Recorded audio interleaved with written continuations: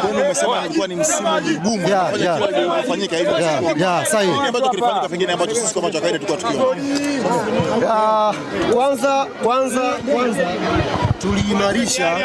tuliimarisha umoja katika klabu yetu. Naam.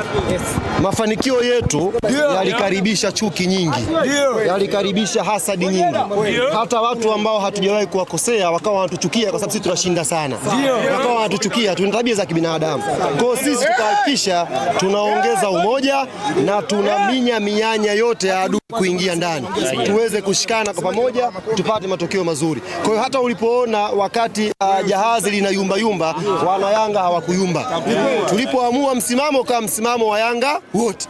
Lengo letu ni kwamba tulijua huu ni msimu mgumu, tulijua maadui wataongezeka, lakini ili kushinda ni kuongeza umoja, kuhakikisha hatuyumbi na hatujayumba. Na leo utamu wa leo tumechukua kombe mbele yao.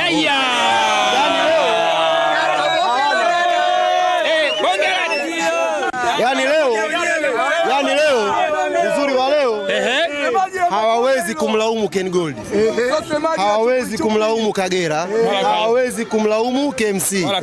Wao ambao ndio wanasharubu wametuchangia sita safi.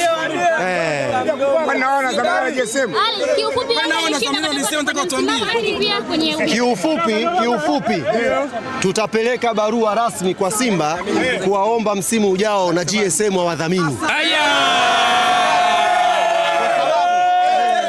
GSM mwakani lazima akae mbele hapa kwa Makolo. Acha masiara. Kama GSM akidhamini timu ni tawi, basi Makolo ndio tawi letu la juu. Kwanza. Namba moja. GSM.